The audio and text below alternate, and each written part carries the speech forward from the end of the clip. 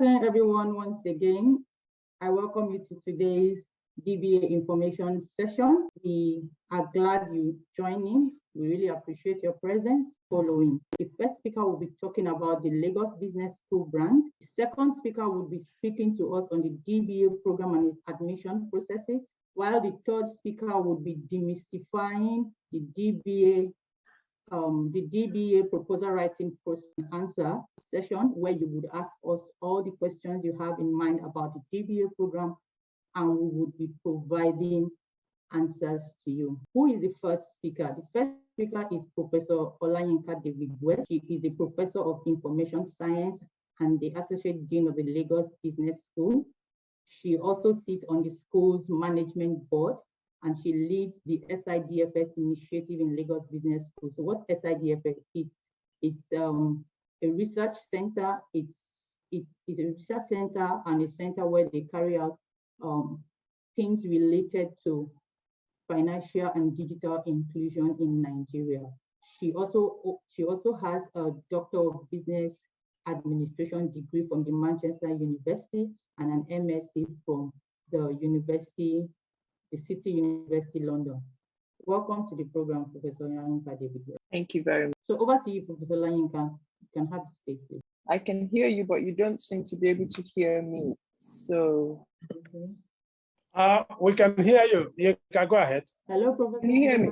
Can you hear me? Yes. Can you hear me? Yes, we can hear you now. Good afternoon, everybody, and welcome to this DBA information session.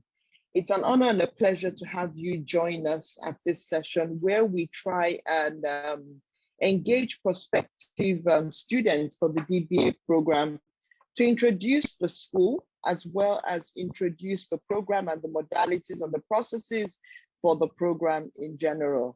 So my name is Professor Olayinka David West, and I am a professor of information systems and also the associate dean at the business school. And what I just want to do today is really this institution as a renowned business school that's operating in Nigeria, and also a business school with an intent to solve Africa's social and institutional problems.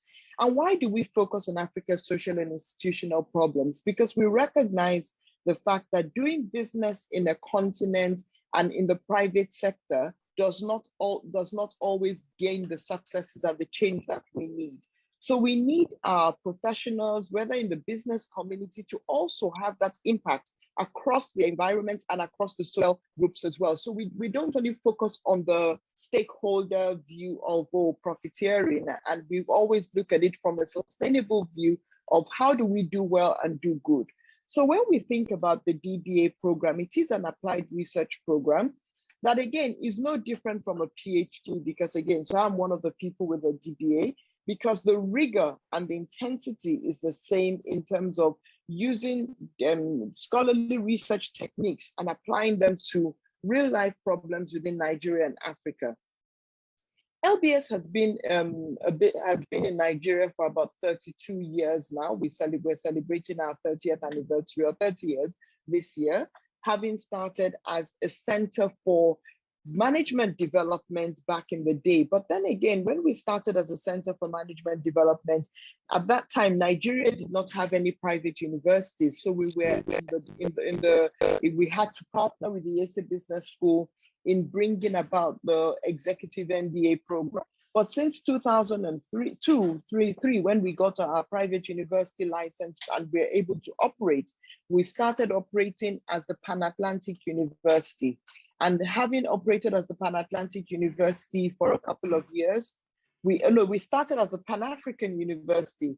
Having operated as Pan-African for a couple of years, we had to change our name to Pan-Atlantic University because the African Union had a new initiative called the Pan-African University.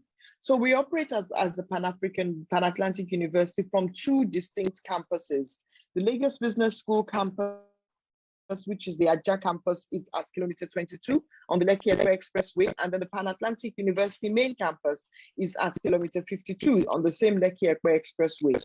And in that, our institution is different because one of the children sort of gave birth to the parent, but our parent institution has all been growing since its founding. In addition to LBS, we have sister institutions like the Enterprise Development Center.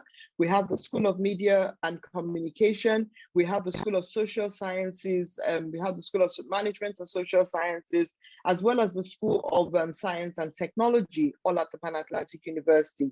So while LBS focuses primarily on postgraduate general management programs, all the other schools have programs all starting all the way from undergraduate level. So one of the things that distinguishes LBS as an institution is that we always seek to bring in the local content, which we feel in trying to address Nigeria and Africa's social and institutional problems, we need that local body of knowledge. And so with LBS, we always, we call ourselves Glocal. So we have a dynamic body of internationally acclaimed local Nigerian faculty who are teaching as full-time faculty and as adjunct faculty on the programs. And then we also bring in foreign faculty where we feel that the experience or the breadth of knowledge is required. And why we do this is because solving certain problems with the Nigerian lens is different from solving them with the European lens, because as we say in LBS, context always matters. The operational context in which we're working is critical, and that context always matters. Another thing that we also have in terms of the uniqueness of our faculty and being in a business school is that we're not theorists per se.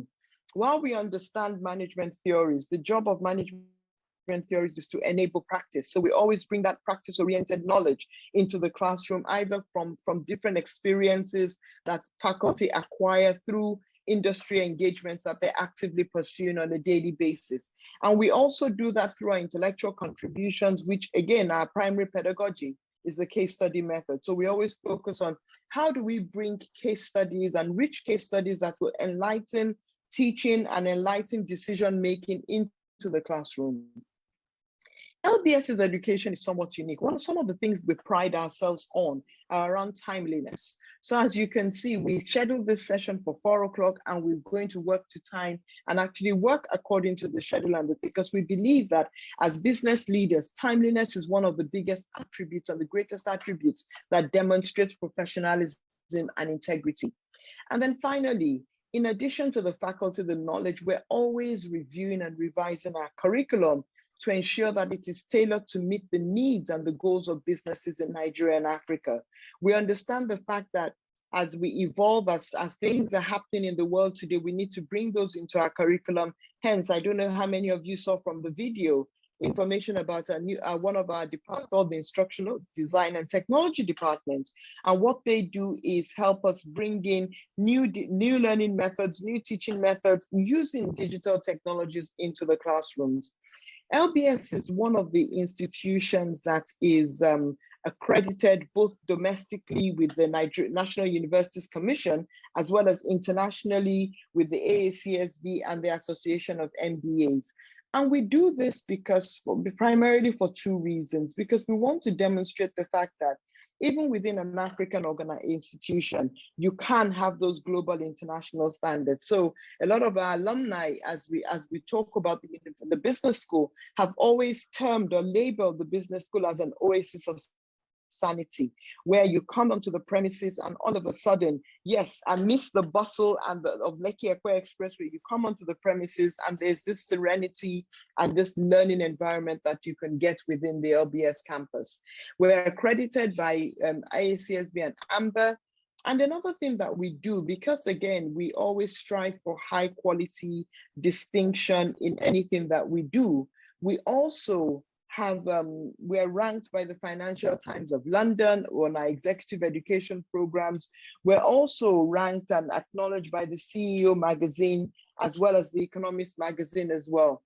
And why do we do this? Because you see, it's important to demonstrate the fact that when you're coming to LBS, you're coming to any other institution that has the same standards as any global player in the world. But then again, The uniqueness is in the context that we bring to the learning, the context that we bring to the teaching environment, and the context that we can actually provide you with a program in your home country without the additional cost of having to go abroad and do it outside of Nigeria. We acknowledge the fact that there is international standards and quality, and we always bring that into the classroom.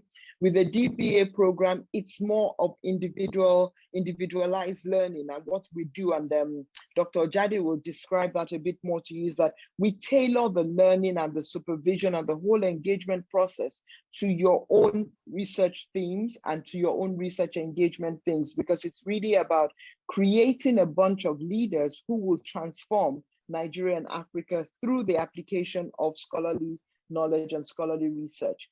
So I will stop there, and I'm going to have to run before the question and answer session because I have another engagement with the MBA class. So if anyone just has any questions that they want to ask about LBS, kindly please do that now. We have several alumni on the call as well, which also helps because they've been through the process, they understand the system, and so I'll just take a few questions if anyone has any. Thank you very much for listening. Any questions? Doing, go ahead. Are there questions? Jonathan has his hand up. Go ahead, Jonathan. Thank you, Prof, and very well explained. My question was going to be around funding. Is that a question that I can ask now or later? That's a program-related question, and I would leave that to the DBA director, Dr. Hojardi. I'm just here to talk about LBS in general. So Frank, we are the converted. We are converted already, so that's fine. That's why we're here. Okay, great. Any other questions about LBS? Right. Okay, since we have no more questions, I will hand you back over to Doyin, who would continue as the program coordinator for today. Thank you all very much. And anyway, if you still have any questions, you can always send us an email or get in touch with us. Thank you very much. Thank you very much, Professor Olayinka David West. So we'll be moving on to the next agenda. Moving on to the next agenda on the program. And Dr. Hojardi will be talking to us about the DBA program and its admission process. So who is Dr. Hojardi? Dr. Hojardi is the director of the DBA program at the Lagos Business School. He obtained his PhD in transport economics from the Department of Transport and Supply Chain Management of the University of Johannesburg, South Africa. He is a faculty member at the Lagos Business School and has been teaching for about 21 years now. His research and teaching interests and areas are in operation management, design and implementation of logistics and supply chain improvement methodology. Welcome you to today's session, Dr. Hojardi. Thank you, Doyin. I think welcome everyone. Mine is going to be brief, but kind of detailed from the operational perspective. Doyin, I think I have a slide that you are probably going to show us. Are you going to screen that right away? Okay, I am going to use just a very few slides to try to really illustrate what this program is all about. And you can go ahead, Doyin. Essentially, the DBA is a doctoral level practice-focused research program designed to help develop an evidence-based approach to management and practice, and it suits experienced professionals with managerial capabilities and so on. Now, DBA at a glance, it starts typically 3-year duration, 36 months, 2 years for coursework and research, and then 1 year for dissertation. Now, maximum duration is 5 years. You might wonder if one can complete his dissertation in 1 year. Well, the whole structure of the program is such that you start your dissertation work, your research work in the second year, midway in the second year, and that gives you 1.5 years to try to finish that. And a hardworking fellow who is able to combine his work schedules, should be able to handle that. Typically, it's something that we've seen that is doable, and a good number of our first cohort are already on track in trying to realize this achievement. Yes, next slide. Now, I need to explain a few things here because if you look at our brochure out there on our website, it says it's a full-time 3-year program. Yes, it is a full-time program, but the structuring of the program is on the basis of modular approach. In other words, you come in every 2 years, every 2 months for one full intensive week, Monday to Saturday, and then you go back to your various locations and then continue your work and studies. And sometimes there could be opportunities for online, depending on what is still pending or what hasn't been thoroughly completed at the time. So it has that flexibility to allow you to achieve whatever it is you're doing as an individual, but at the same time be able to now draw from the knowledge and lessons you've acquired in the program. Yes, next slide. Typically, this is the program structure. For the first year, November to April, but this is probably going to change a little bit now. We are going to start exactly in September, and that will take us till about March, and then we'll move on to the second year, the third year, and in that order. Go ahead, and these are the credit loads, so we'll be looking at those shortly. Now, essentially, these are the course outlines, the research fundamentals, and so on. Now, I think this third one, okay, let me just look at the course outline a little bit more. So you have the research fundamentals, management basics. And then, of course, we also have management basics too. These are credit loads, and these are all reflected in the number of hours that you are going to run. Now, what is interesting here is simply that you are going to go through the research fundamentals and gain some good insight in it. And courses under managerial basics include macroeconomics and a host of other courses. And for someone majoring in a DBA program, he needs to be well-grounded in economic principles and concepts. Then, of course, you run down through the electives and then the doctoral seminars, and then you start on with your research fundamental, research thesis, and then move on to the third year where you complete and submit your thesis. Yes, third one. Now, I think this really hinges on the first question, which was on funding. Now, this is typically how this has been structured. The first year is 8.5 million, second year same, and of course, the third year is just 5.1. Altogether, this comes together at 22.1 million. But the application fee has nothing to do with these fees. These fees are essentially tuition fees, which include your course materials as well as the meals that you are going to have during the intensive week, or in fact, whenever the classes come up on the campus. And the application fee, of course, most of you who have already applied would understand that this is a one-off fee that is not refundable, that you have to pay for processing the applications and getting everything through. Yes, Doyin, go ahead. Now, the DBA admission process is quite straightforward. The basic requirement is simply that you need a master's degree, MBA or MSc, with at least an average of a B grade, then a good pre-admission research proposal. Now, this is an area that is of interest, and quite often it looks more like a very difficult bottleneck for those who are applying. But I think the function as well. But typically, we need this because this is going to really lay emphasis. This is an interview, and during this interview, we are going to assess your capabilities, maturity, and the motivation for the work. Otherwise, the motivation to really go ahead with this program becomes a little bit weak. In some other universities, they will even enjoin you to take an exam, but we think that is not what we need here. This is a mature gentleman and women require this. Now, you have to pay particular attention to the first one, an MBA or MSc. And of course, you know, these two program degrees are not exempting whatever studies and education you are going to be exposed to.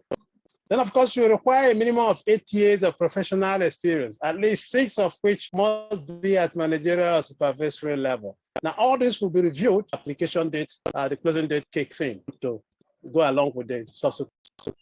Zoe, can you hear me? I can hear you, Prof. Okay. I think this is the next slide. Supporting documents for the application include references from 3 referees who know you in a professional capacity, copies of original O-level if secondary education was in Nigeria, university degree certificate statement of results is acceptable, and official transcripts are required before admission. This should be sent directly to us by your former school. And then, of course, your CV, curriculum vitae, and a copy of the NYSC certificate or letter of exemption for Nigerians, and then a passport photograph of the candidate not later than 6 months old, and then evidence of the ability to pay for self-sponsorship. Kindly attach your 3 months bank statement or payslip. Now, some of you may wonder why O-level and all that. Quite often, we all belong to NUC, the National University Commission, and most of the requirements of these regulatory agencies must be complied with in trying to get that. But of course, they are very important in trying to establish your pedigree and the sequence of activities you've gone through towards getting up to this very standard. Yes, next slide. Okay, so the application deadline is 31st May, which is, we still have about 30 days for us to really get through this process. And then, of course, every step will always be acknowledged as we get through that stage. But it is important for you to now begin to think of what you intend to really work on in your dissertation, which you are desirous to really obtain during your application and submissions. I think this brings us to the end of the brief slide that I've just put together. And we'll then listen to Mr. Nkem to talk about the proposal and stuff. And then, of course, we will be open to your questions. Thank you very much. So I'm going to wait until Nkem is done before we take on questions. I'm going to stay with you all through this brief session. Yes, Doyin. Thank you very much. Yeah, oh, sorry. Okay, Doyin, go ahead. Apologies. All right, Doctor. Thank you very much, Dr. Hojardi. So moving on to Dr. Nkem, who will be demystifying the DBA proposal writing process. So who is Dr. Nkem? Dr. Nkem Iyanacho is an expert in the field of the strategy and international business. Dr. Nkem obtained his PhD in strategy and international business and his MBA from Lagos Business School, Pan-Atlantic University. He enjoys researching on a variety of strategies and international business topics. He teaches on the MBA Executive and the Custom Education Program at the Lagos Business School. He is an executive committee member of the Academy of International Business Africa, where he serves as the treasurer. Welcome you to today's session, Dr. Nkem. Thank you. Thank you very much, Doyin, for that very kind introduction. You'll just permit me, I'm struggling a bit in putting my slides up, but I'm sure I'm going to get that ready in a bit. So ladies and gentlemen, welcome to this very exciting information session. It's really a pleasure and privilege to be speaking to you all this afternoon. And once more, on behalf of the DBA team, I welcome you all to Lagos Business School, and I'm incredibly looking forward to seeing you all on campus in flesh and blood, in person, for this very exciting program. So please confirm to me that you can see my slides, and I will get cracking. Can you all see my slides? Yes. Yes, we can. Great, great, great. That's terrific. So very quickly, I'll take you all through an overview of the proposal. I'll tell you what the purpose of the proposal is, the structure of the proposal. I'll give you some final advice, and then I'll open up the floor to take any questions on the proposal before I hand back to the Director of Doctoral Programs, Dr. Frank Hojardi, who would now walk you through any other sundry questions you have. The proposal section is always a section of great concern.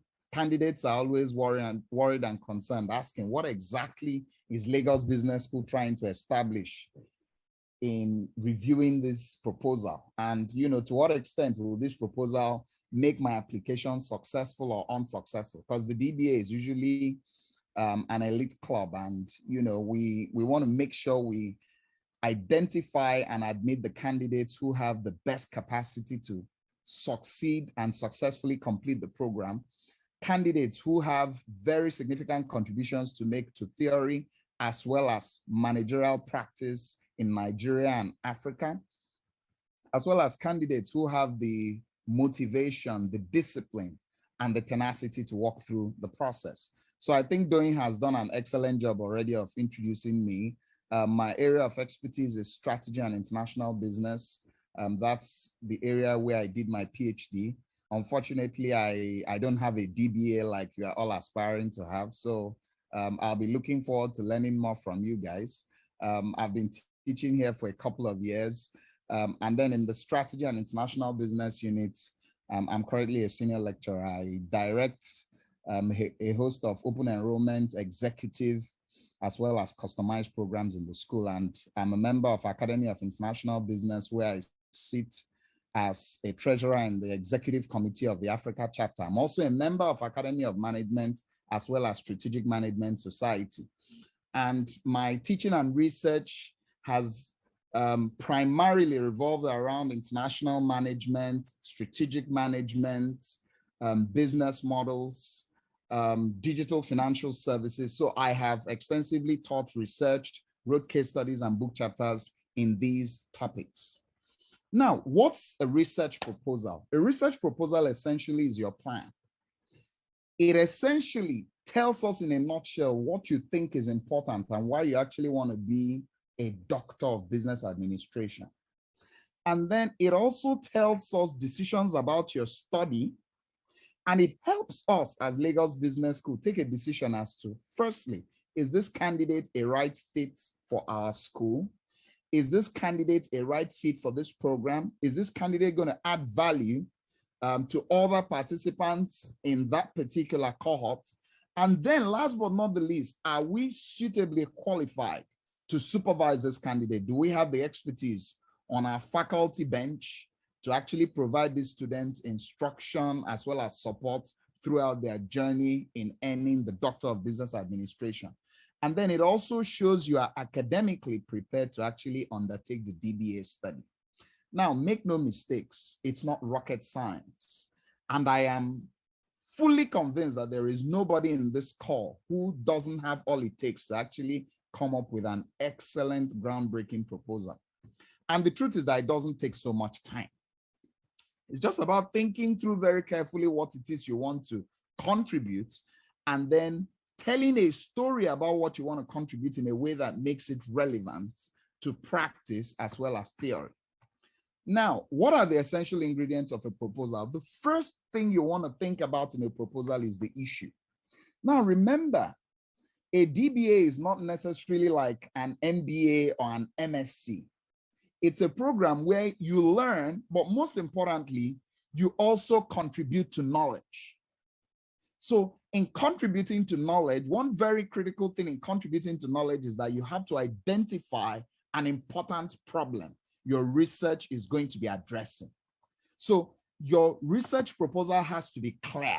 What exactly are you trying to address? Are you trying to address joint venture issues in the oil and gas industry? Are you trying to address employee motivation issues in the financial services space? Are you trying to address brand perception issues in FMCG markets? So you have to be very clear in your mind as to what the issue or problem your research is going to address. Now, the second is now the design. So how are you going to address this issue you have identified. And then when we talk about research designs are broadly, qualitative or quantitative. Now you also have the hybrid, the mixed method that now have an array of several other methods. But at the conceptual level of the proposal, we don't expect you to be very sound in theoretical framework articulation, because part of the DBA program, which also entails research fundamentals, would also help ground and strengthen your capabilities in conducting research, in exploring phenomenon, and in also ensuring that you ground that phenomenon in the stream of issues in that particular field. So how are you going to address this issue you have identified? Who will be your primary respondents? Why are they going to respond to you? What relationships do you have in that sector or that space that will enable you get access to information that will help you answer that important question? And then lastly, what will your research contribute? So is your research going to help us better understand how to deal with stakeholders in the public sector, especially when we want to deal with oil and gas joint ventures? So you must be clear in your mind. How will this study you're trying to undertake, how will it help solve an important problem for us, both in the field in which you're carrying out the study, as well as in Nigeria and Africa? Because a DBA is also very practice-oriented. So how will this DBA solve an important problem in Nigeria and in Africa? How will it help enhance the practice of management? How will it help address the multitude or the plethora of social and institutional problems that we have to encounter or deal with on a daily basis as we live through our lives in this context? Now, the research proposal would guide you and make you firstly outline the steps in your proposed research, provide you with an intellectual context to interrogate and think about your work, and then also get you creative, open up those creative juices in thinking about the problem and exploring it from multiple lenses. It's going to help you justify your research. So what's important about this research, and how is this research going to solve important problems that exist in this context? It's also going to guide you in thinking through your study. So where will my study start? Where will my study end? What constraints will I encounter? What key informants will help me provide data that would help me explore the issue I'm trying to address? And then ultimately, how will this study help improve the field and then improve management? Also, the research proposal forces you to anticipate problems. So what kind of problems are you going to encounter? And then it helps you come up with a very realistic timetable. Dr. Hojardi has walked you through the timetable of the DBA. The research proposal helps guide you and make sure that you're achieving two things. You're studying something that is finishable, practical, and addressable within the time frame that has been set for the DBA. And also ensure that this study and this area is meaningful and significant enough to be worthy of a doctoral dissertation. So these are the two areas. And then the proposal tries to tell us in a nutshell what your field is about, where your field is located. So when you come up with the proposal, we're able to pinpoint, okay, this study is a study in the field of supply chain management. This study is a study in the field of strategy. This study is a study in the field of international business, is a study in the field of digital transformation. So, so it helps us ground truth and situate your study in all of these areas, human resource management. In addition, because the DBA is a professional doctorate, you should also include a statement that shows the potential practical impact of the work. So what problem are you trying to solve, and why is this problem important? Showing theoretical as well as the practical lenses of the problem.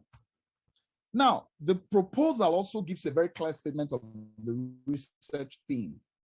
So for instance, if you're trying to study something in strategic management and you're trying to ask the question, what factors inhibit the execution of strategies in Nigerian banks? The next question you want to ask yourself is, what do you want to find out? And when you find out what it is you want to find out, how is it important? How is it going to help banks? How will it help improve or advance the field? And it also offers an overview of the key field in which the research is to be grounded. Of course, this is achieved by setting out details of relevant literature based on existing research. It also sets out likely methods that you're going to use to address this research question. So it's important to include information on how you're actually going to get data. Because with DBA research, this is likely going to be your organization or your industry, because it's easier that way. And then it also presents some tentative propositions about the potential contribution of the work. For all doctorates, you must also make a contribution to theoretical understanding. So for a DBA, this should also include some suggestions of potential practical impact of the work. Now, your research proposal should also communicate clearly to us that you have sound academic writing skills. Now, when I mean sound writing skills, I don't mean you should use overly sophisticated writing, academic writing lexicon. No, but that you are able to coherently and concisely present your ideas in a way and manner that helps us appreciate where you're starting and where you're headed. It should also include some evaluation to your chosen research area, and it should also show us that you have the capacity to think very critically about that area. Now, the proposal forms a very critical component of the decision-making process on whether we as Lagos Business School have the capacity to supervise your area, because we typically would not admit a candidate we cannot supervise. We believe as a world-class business school, we should always do an excellent job. So if we're not convinced we can supervise your area, we would not proceed to bring you into the program. Now, so I would strongly advise you, go to our website, try to look at faculty profiles, and then also look for information on our website that would also show you the school's research areas. That would sort of help you see how your work is going to actually connect to research themes that our faculty members are studying. Now, what's the structure of the proposal? The proposal typically should not be more than 3,000 to 4,000 words, excluding the references. And this should be enough for you to provide sufficient detail on your proposed research, but then also remain relatively concise. Now, the introduction should set the scene by stating the main research question and a brief statement of the area of theory in which the proposal is situated, as well as the practical context in which the research will take place. Now, also, you need to give a brief overview of the literature. So what's going on in that area, in that field? You have to show us that you are up to date with the latest thinking in that field, because we don't also want you spending time conducting research or studying something that has been already overstudied, or trying to answer a question that was answered 10 or 15 years ago. The purpose of this section is to show that you have considered what field of inquiry your proposed research is situated in, and then it gives a strong indication of the area to which your DBA will seek to make a theoretical implication as well as strong managerial implication. Now, the problem statement in your research proposal is very important. So what the problem statement tries to do is that it tries to answer the "and so what" question. So at the end of the day, I want to study this, I want to address this. So what? Why is it important? Why is it significant? What is it going to help us achieve? And if you think is an area worth studying, why do you think that area is important? How will a better understanding of that area help improve, the way we live, the way we work, the way we interact? How is it going to help improve practice? Because at the end of the day, a DBA must answer those two questions: theory and practice. What are you contributing to knowledge, and how will this contribution to knowledge help business, help government, help society? Now, also, the problem statement also provides the blueprint for your literature review, and it helps focus your committee at the beginning and keeps them on track throughout the proposal. Now, your literature review is not just a summary of literature. What your literature review is supposed to do is it should firstly show us how existing literature that has come and evolved over time supports your hypothesis or propositions. extends previous work that has been done, and avoids previous mistakes. So previous mistakes could be mistakes of methodology, mistakes of context, mistakes of sampling or sample size, mistakes of wrong use of constructs. And it's important you actually follow the process. Now, how does the literature review flow? Now, firstly, your literature review should introduce the field broadly. And then it should further narrow down to certain aspects in the field. And then it must end with what we call a gap analysis. Your DBA only becomes important when you identify a gap that you're trying to close. And that gap should be a gap that is important. Now, the broad area of the field, typically the reader knows, because you're going to be quoting and showing us, things other authors have said about the subject, about the concept, about the phenomenon. And then you gradually narrow down from there into what we do not know. Now, it's very important that the literature review should take us step by step, sentence by sentence, through a chain of connected sentences that leads us to the most important sentence, which is what we typically call the thesis sentence, which should be at the end. Now, the thesis sentence should flow either into the hypothesis or into the propositions, depending on whether your study is quantitative or qualitative in orientation. And structurally, it's common for this to be done by adopting a chronological approach. And it's also often logical to trace the development of an area or a theoretical development over time. Where did the particular field come from? Where has the debate started? What have been the major concerns in that field? And then how have these issues evolved over time, evolved over contexts? And your overview of literature should typically arrive at a point where it shows how your research question is aligned to a particular area of debate in the field. And consequently, it should show us how important or interesting your work might be. So proposed methods. So for this proposal, I would expect you to have significantly considered what kind of data you will be using. We expect you to be realistic in how you're going to be able to get that data. And from what we've observed over time, supervising both DBAs and PhDs over the years, even very experienced applicants always have very ambitious plans and say, okay, I'm going to interview all the 36 ministers of Nigeria. I will interview all the director generals of MDAs, and then also ask yourself, what question am I trying to answer? What method would I use to collect the data, and how can I actually obtain access to that data? And then you also have to judge, you must make a judgment. What type of instrumentation would I require? What infrastructure would I require? What study groups will I need? And then how am I going to keep to the ethics of the study? How am I going to access samples? How will I carry out data analysis? You need to justify your method, and then you have to show you understand the principles and then prove feasibility of your study.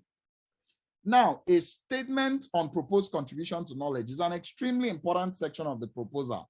This is the final section and is arguably the most tentative part of the proposal. So you need to show us very clearly what you're going to be adding to knowledge, which is theory, as well as practice.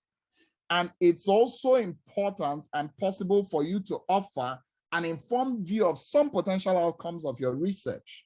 So it's common for contributions to be broken down into three: theoretical, practical, as well as methodological. So the truth is that the methodological contributions are quite rare, but typically a DBA must address theoretical as well as the practical aspects. Now, referencing, be extremely careful. Remember, you're in Lagos Business School, and in Lagos Business School, ethics is our mantra. So intellectual theft of material without appropriately referencing is also forbidden in our context. So you must be very careful and make sure that Whatever articles you use are appropriately referenced. And then also another very important thing in your proposal is the currency of the literature. So literature of the last 4 or 5 years is certainly of higher value than literature of the last 15, 20 years.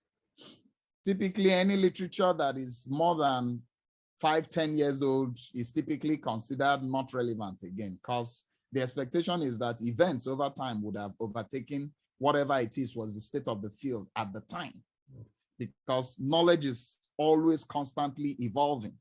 And as people are conducting research, people are doing PhDs and DBAs all over the world, all of this knowledge is pouring in and then evolving and changing multiple fields. So make sure you reference and try to reference immediately after mentioning. Cut and paste is strongly discouraged, prohibited, forbidden. Always try to identify the source, summarize useful points. And then some final advice. When you try to write your proposal, don't try to be overly academic. Don't try to use all the academic lexicon that someone who has already completed a DBA or PhD would use. Try to aim for clarity and readability. Make sure your study is clear, is understandable. What we're interested in taking the decision at the admission stage is what you understand and how you're thinking about your chosen area. Like I said, we'll still take you through a series of steps, and we'll still take you through courses where you would actually learn the rigors of writing a solid and sound proposal before you actually start your study. Thank you very much, ladies and gentlemen. I'll hand over now to Dr. Hojardi. I think we still have 10 minutes to take any questions you have. I'm not sure if there's any question for me. Any question for me? Okay, Donya, I think I finished on time, right? Yes, you did. Great. Thank you very much, Doctor. Let me switch off my now and take the back seat. Okay, we have Mr. Lekon Iwenla. His hands are raised. Mr. Lekon Iwenla, you can have this, please. I want to thank the Lagos Business School for coming up with this program at this point in time. It was quite robust and rich, and I sincerely admire this outing. My concern is about the processes or the process that was read out by Dr. Iheanacho concerning the writing of the proposals or the proposer. Someone like me, I have submitted, I've applied and I have made my submission. And I am slightly worried that if I have been exposed at the initial stage to this process of writing my proposal, I probably would have done better than what was submitted.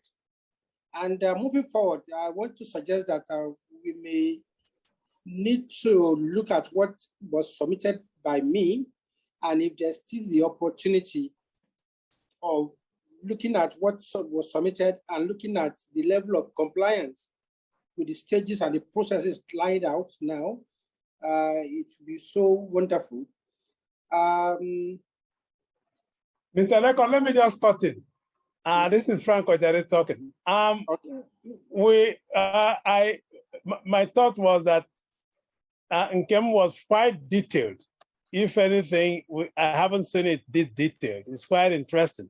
But on the other hand, I was a little bit worried that he may probably scare some away or probably throw some scare into those who've already submitted proposal. Yes. What we will do, which we always do, it's simply that if we find a proposal is not very coherent, we will call your attention to it and then give you what I'll call a typical template that may enable you to revise that proposal and send it in time. So you don't have to worry at all. Yes. Okay. All right. All right. Thank you. Okay. Do you take note of this? Okay. All right. More questions, please. And also, Doyin will ensure that she shares the slides with you so that you can always go back, Mr. Lekon. Okay. Please, Doyin will have 2 hands up. Yes. But for those who've already raised their hands and their questions have been addressed, please try to put down your hand so we know those who are recent. Okay, go ahead, Doyin. So, Abdulaziz, please. Hello, good afternoon. Afternoon. Yes, my name is Abdulaziz Diaro. I am joining from Abuja. Yeah, I really appreciate the opportunity to join, and it's actually an eye opener for me. I have an MSc in business administration, and my BSc also both in Nigeria. So most of the requirements, I think I should be able to meet up. But one of the snags I want to ask about is the issue of the location. I learn is a full-time program. Does it mean I have to relocate to Lagos, or we have virtual sessions that I can actually join? I think that's actually one of the major determinants for me in terms of joining. Yes. Abdulaziz, let me quickly address that. It's a full-time program, but it's actually structured in modular form. Okay. What that means is simply that you are going to operate the semester structure. That is 2 semesters per year. But you are required to be in the school 1 week every 2 months. Okay. That's right. So that during that 1 week every 2 months is going to be a face-to-face in-class activities. Okay. Okay. And then if there are issues that are not fully covered there might be need to structure what we call a typical online to try to address some of those things. Okay. Okay. That's it. So you have to plan to be available every 2 months. You will be in LBS for 2 weeks, for 1 week, Monday to Saturday. Monday to Saturday. Monday to Friday, more or less, but Saturday is also online. Yeah. Okay. Okay. Okay. Thank you very much. All right. I think the others I'll try and wrap my hands around. You've answered most of the questions I want to ask in terms of the research and I'll go to the website to get the other information. Okay. Thank you very much. Thank you very much. Adeyinka, Mr. Adeyinka, please. Yes, thank you very much. Good afternoon, everybody. Good afternoon. My name is Adeyinka. My only question this afternoon is to check. I can see 30 people or so on this call, apart from the officials of LBS. The question is, how many slots do you have for this DBA session? Thank you. That's a very good question. Yeah. The interesting thing about the DBA program is it is not like an MSc program. Neither is it a first degree program.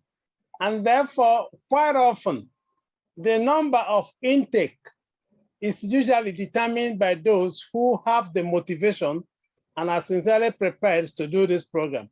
Not that Mr. A is doing MSc and I must do it. And that tends to actually bring in a lot of what I'll call focus and pressure on those applying, which naturally points towards having not too many fellows applying for this program. Our present cohort is 13 persons. So the next cohort coming in September might probably be around 15 or thereabout, because in the end, when you've gone through this process of selection and all that, and the course that you want to do, and then match them against our capabilities and co, we always end up not having as many as 30 persons coming in for a DBA program. So it's usually a relatively lower number compared to MSc or MBA. So the message is get your application in early. Yeah. That's the message. All right, thank you very much.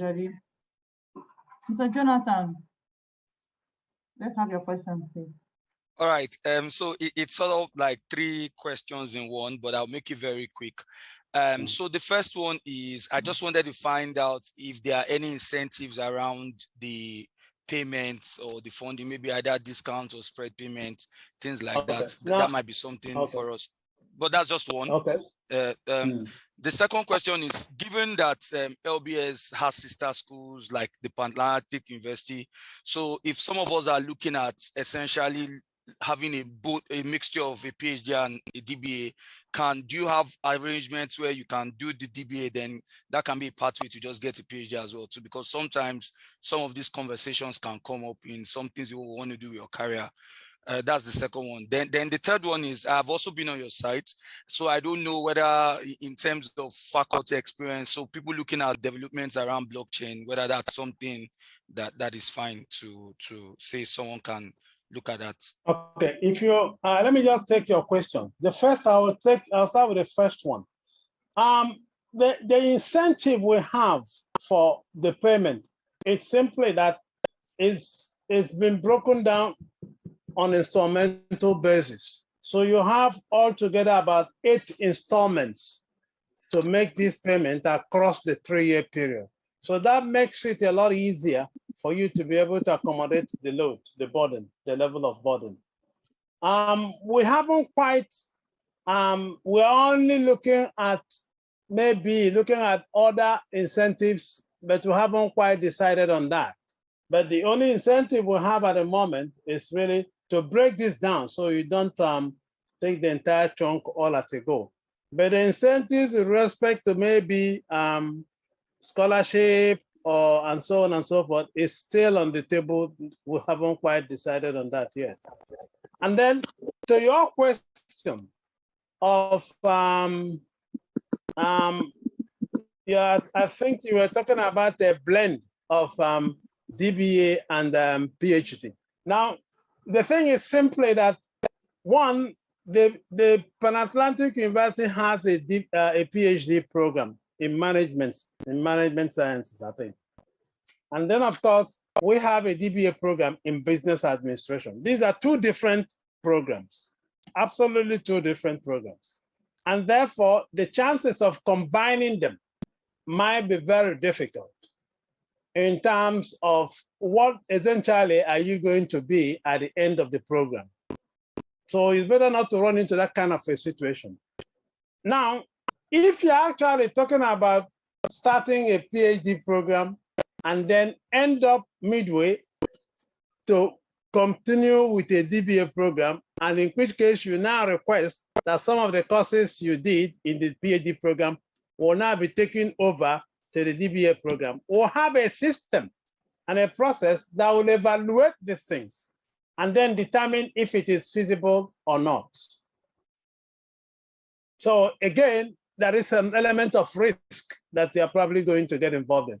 So it is better for you to make up your mind which one that you want to approach and then go for it. Then I think your third question, could you still remember the third question? No, yeah, it was Jonathan. someone looking at, yes, sir. It was someone looking at blockchain as a research area. So, okay. Yeah. Now, usually these are emerging fields, although blockchain started a couple of years back, but it's beginning to gain recognition and importance in business. And therefore, even out there in the global world, it is still beginning to emerge, and a good number of research works and further more developments are really playing around in that area. If you are going for such things, then you have to express that in your proposal. And then we will look at it within the context of the capabilities of the program and the school, and be able to advise if it will fly or not.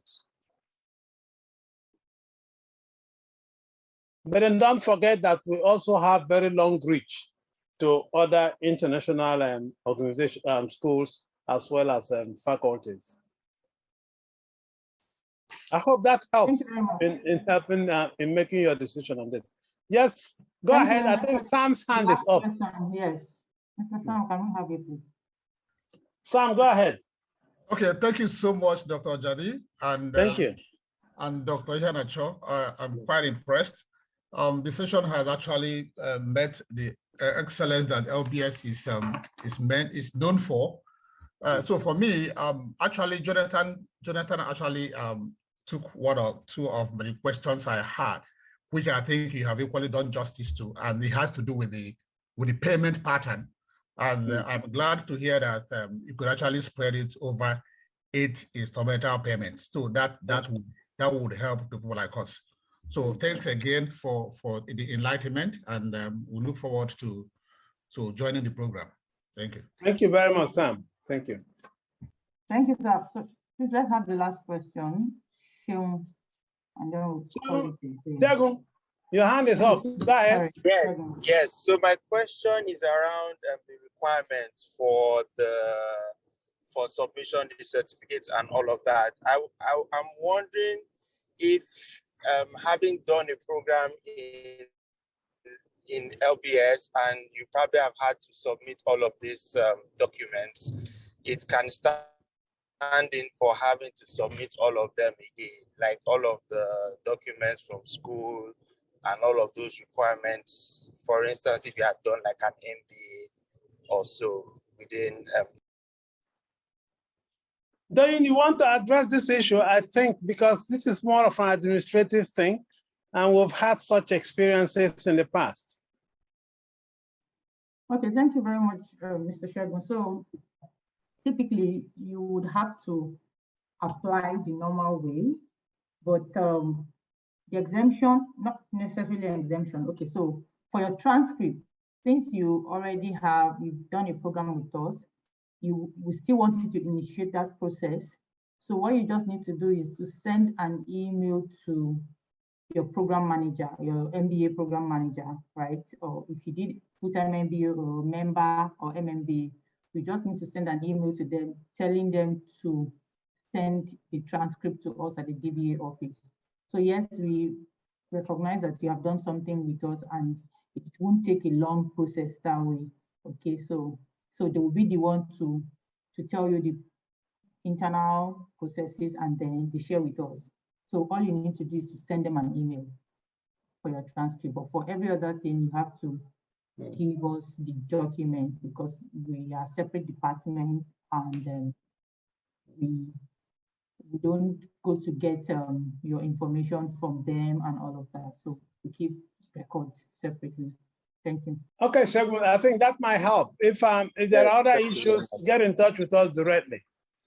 I think also it might be good, Doyin, please confirm that you can actually send Nkem's and my own slide to them so they get to know what is required and the things that are in those slides. Yes, Yes, please. You should be able to send that to them this evening or early tomorrow. So they will now begin to work on it because we only have just 1 full month to go for this. Over to you. Go ahead, Doyin. Thank you very much, Dr. Frank. Thank you very much, everyone, for joining this session. We appreciate your time and we do not take it for granted. So we have come to the end of the program, the session. We will share the presentation slides to you today. You will get the recording next week, and then we can continue our conversation. Thank you very much.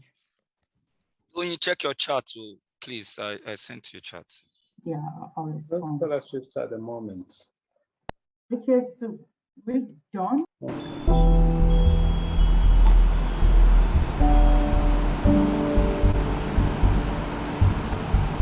My experience has been a very interesting journey. It's a very rigorous program. It's well facilitated in the sense that it has to do with independent learning experience blended with in-class interactions. And I can say that I didn't realize you could learn so much from just being a part of a group that's probably knowledge-based.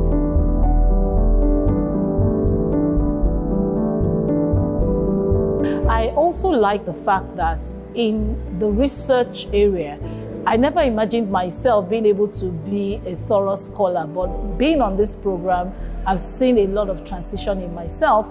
I've seen myself gravitate from just understanding principles to knowing why they're like that and applying them to probe and expand my understanding of various subject matters. My name is Jumoke Awolumate. I currently work as the Chief Operating Officer of Integrated Dairies Limited with a primary mandate to champion change and institutionalize the business. Prior to this, I was working with Meristem Group in investment banking, and I did that for like 13 years, and I left that role as the MD of the Meristem Capital Limited. with this approach to learning, I'm able to apply most of those things that I'm currently learning to challenging work issues that are required to transform a business. So personally, I couldn't have had a better time to align my study experience with my practical experience.